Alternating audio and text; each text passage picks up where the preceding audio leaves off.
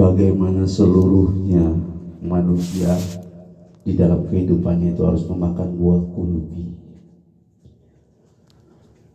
Karena seluruh yang ada di dunia itu yang tidak abadi adalah buah kulbi. Sampai bagaimana musuh Allah itu mengatakan, bila mana kamu memakan buah kulbi maka kamu hidup akan abadi. Dengan hal buah kulbi, pengetahuan menggali, ilmu pengetahuan menelaah ataupun mengerti dan memahaminya tidak akan sampai.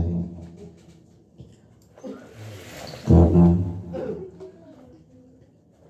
seluruh yang ada di dunia ini dengan hawa keinginan itulah buah kulbi, beras, buah segala buah, ikan, daging. Seluruhnya yang untuk jasad adalah buah kulbi. Karena kalau tidak makan buah kulbi maka tidak ada keturunan. Dengan susah payah Bapak kita Nabi Adam menyelamatkan manusia yang sudah masuk ke lembah surau yang amat dalam. Tapi lihatlah kenyataan sekarang. Kehidupan yang mendapat gelar dari manusia, mereka mulia, mereka seolah-olah suci, mereka berderajat tinggi. Tetapi semuanya diangkat oleh manusia. Tetapi yang diangkat oleh Allah, lihatlah, Nabi Adam pun berada di sebuah bukit, di lembah-lembah, di sebuah surau nyatanya, tapi di dalam hal perumpamanya dan di sebuah lembah.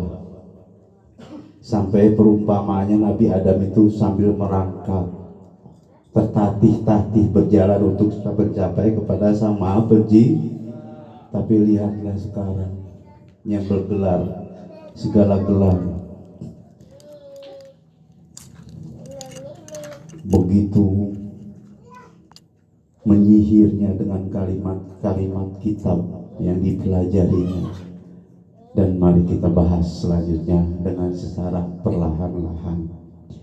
Dan kita duduk bersama malam ini tidak dengan ilmu pengetahuan ataupun saling merasa berpengetahuan, karena Allah memerlukan hati. Begitupun ayah malam ini menginginkan hati-hati kalian. Karena ayah lihat beberapa pekan ini seluruhnya pada sakit. Ayah pun sakit. Padahal kalau kita mengerti kita ini sakit, diuji ataupun diberi sebuah sakit kenikmatan, itu terjawab di hati. Kita makan tidak sesuai dengan porsi kita, ataupun menu berlebihan, ataupun ngopi setiap hari, tidak minum air putih, pasti perut sakit. Ada obatnya tidak? Ada. Sudah dipersiapkan, pengetahuan sudah sedemikian rupa, ilmu kedokteran. Kalau kita merasa sakit kepala, kita makan berlebihan, kita berzikir, dengan zikir sembuh, itu sudah mengambil hak akan sifatnya pengetahuan. Karena agama amat mendukung akan segala perkembangan ilmu pengetahuan.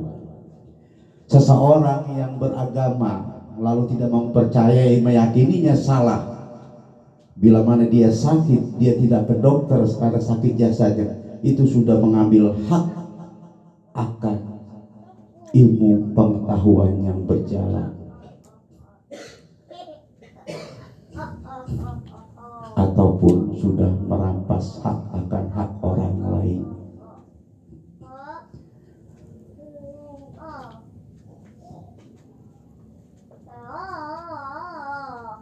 Tetapi ada juga kebalikannya. Kita harus mengerti bagaimana kita sakit kepala, kita minum banyak tuh jenis-jenis penyakit, jenis-jenis obat.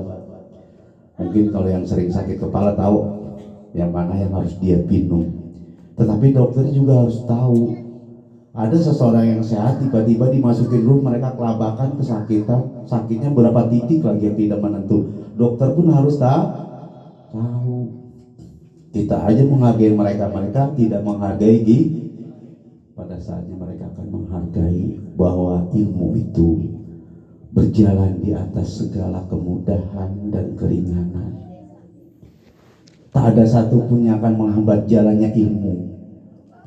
Walaupun gelap gulita malam, walaupun di dalam air dengan segala isi yang menghalanginya, walaupun naik ke atas dengan ketinggian tanpa sesuatu apapun yang dapat menjadi perantara, tetap ilmu itu terus berjalan di atas segala sesuatu.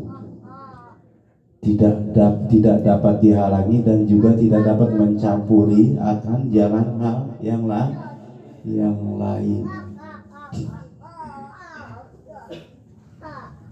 Maka sakit, bila mana kita sakit, ujian bagi kita mengetahui kita salah dalam menjalani kehidupan dengan semestinya. Tetapi siapa yang mampu? Jasad kita ini memang sudah dikehendaki akan mati, akan musnah, akan binasa. Usia juga tidak dapat dihentikan, semakin tua. Pasti manusia setelah 1 tahun sekali merasakan sakit, perempuan juga sebulan sekali mendapatkan akan haid. Jadi bagaimana sakit itu wajar sekali. Tetapi dengan sesuatu nilai ujian kita lulus, kita mendapatkan kenikmatan akan sakit, hati kita itu sudah dapat mengetahuinya. Kenapa sampai di hati ada sesuatu yang tidak dapat sakit? Walaupun sekarang kita lemah, sakit kepala, pusing, lemes, meriang, demam, hati kita, roh kita tetap bergairah dengan selalu berzikir, dengan segala cahaya yang diadakan, lalu kita melihat segala keindahan yang tidak dapat dinyatakan secara hurufi. Pelan-pelan ayah akan buka bagaimana segala sesuatu sambung menyambung, tidak ada putus-putusnya. Udara tidak putus, air tidak putus, langit dan bumi isinya, segala ruangannya tidak terputus. Begitupun manusia seluruhnya beraktivitas, tidak ada yang putus, seluruhnya berjalan di dalam kehidupan ini.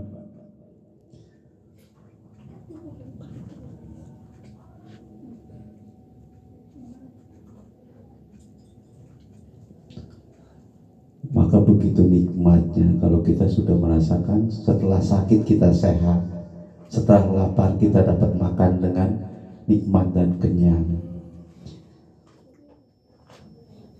Seluruhnya akan ada jawabannya. Di akhir jawaban seluruhnya begitu indah dan berbahagia di dalam kehidupan ini. Kalau memang kita sudah sampai kepada nilai ujian setiap diri.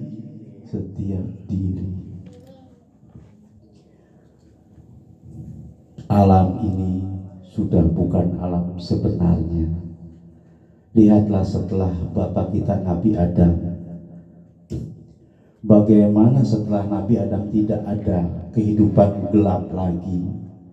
Seluruhnya sudah saling merasa akan pengetahuannya, akan ilmunya, karena pada saat zaman Nabi Adam pun dalam suhuf tercatat sudah antara persilangan kaum perkawinan, artinya meluas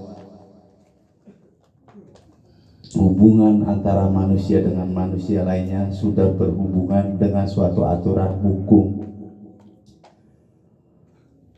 suatu tata cara nilai ibadah, walaupun belum sampai kepada nilai ibadah yang seperti sekarang.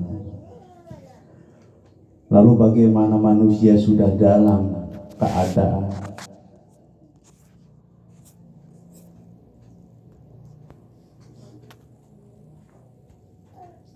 saling meninggi, dari bagaimana ceritanya anak Adam, Habil dan Kabil saling sengketa akan keindahan dunia ini. Bagaimana yang satu mempercantik dunia, yang satu lagi memperindah dunia. Sudah ada persilangan sengketa. Lalu bagaimana manusia yang lainnya?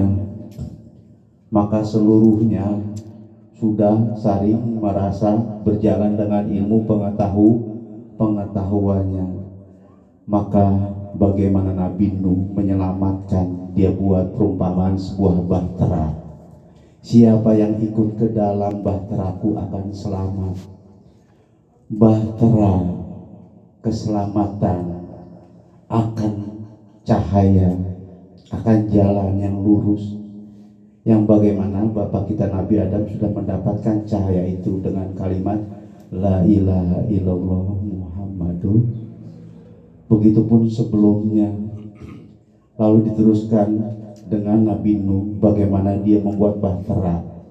Manusia pada saat itu perkembangannya dengan segala kepintaran ataupun nilai kehidupannya dalam berpikir sudah maju. Karena pada saat sebelumnya, zaman itu dari gua ke gua, pada saat Nabi Adam itu sudah diterapkan hukum-hukum.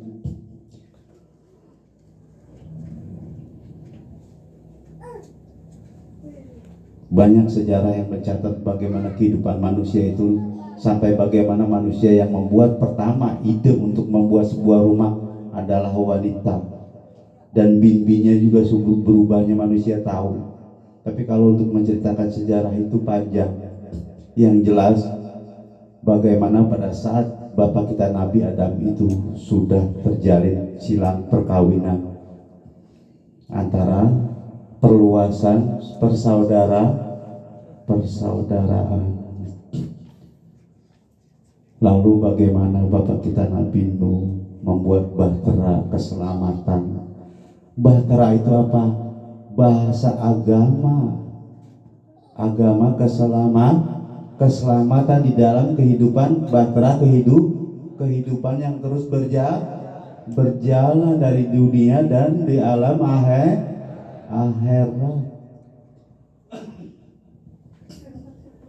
Lalu yang memasukinya bahtera itu abadi, maka yang memasukinya, yang mengikutinya akan selamat.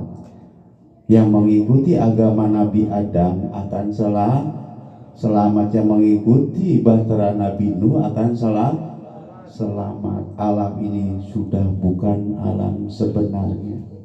Karena berbeda sekali. Lihatlah kehidupan muslim, tingkatan muslim dengan segala gelar itu kok sudah berbeda sekali. Tidak ada jalurnya. Siapa yang membuat itu? Manusia.